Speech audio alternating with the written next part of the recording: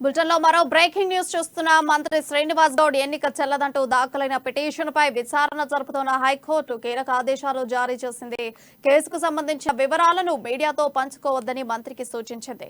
అదే సమయంలో పిటిషన్ వేసిన రాఘవేందర్ రాజును ఆయన వద్ద ఉన్న అఫిడవిట్లు ఆధారాలను కోర్టుకు సమర్పించాలని ఆదేశించింది.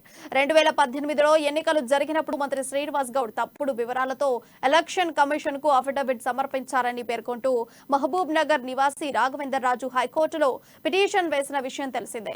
ఈ క్రమంలో ఆయనను ఎమ్మెల్యేగా అనర్హుడని ప్రకటించాలని రాఘవేందర్ రాజు తన పిటిషన్లో పేర్కొన్నారు.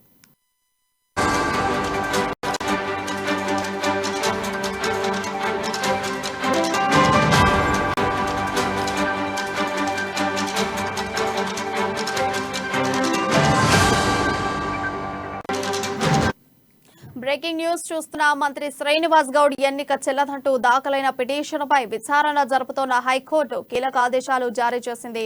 కేసుకు సంబంధించిన వివరాలను మీడియాతో పంచుకోవద్దని మంత్రికి సూచించింది. అదే సమయంలో పిటిషన్ వేసిన రాఘవేందర్ రాజును ఆయన వద్ద ఉన్న అఫిడవిట్లు ఆధారాలను కోర్టుకు సమర్పించాలని ఆదేశించింది.